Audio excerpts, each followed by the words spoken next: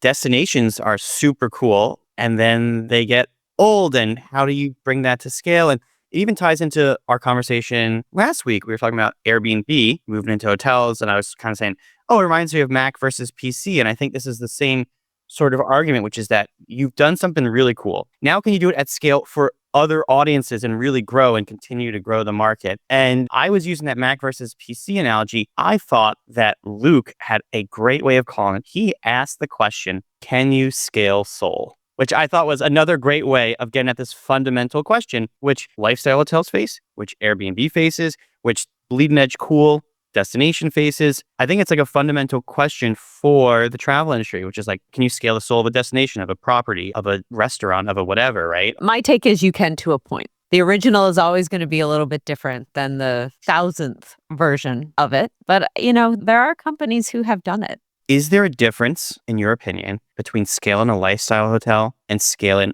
a luxury hotel? Because luxury is another one of those things that feels very one of one, but there are brands that have successfully scaled luxury. I think it's the same challenge, but I think it's a lot easier to do with luxury. I think that coolness, whatever that factor is, that it factor, it's fickle and it's more temporary. Like luxury, I do think one of the benefits of luxury is It's a little that more timeless.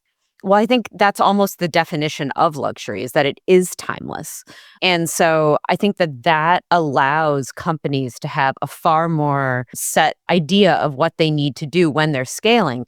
That is the key, is that a hotel is fundamentally a fixed real estate investment. It's a fixed asset that's a real estate investment being run for a return. And being cool sometimes requires being nimble. And the least nimble thing in the world that I can think of is a $30 million brick and mortar property. So once you've built it, you can do some fixes, but you're kind of locked. And if that lobby space doesn't work the way you want to, or if it's cool for a while and it's not cool, or same thing with the rooms, that's really tough.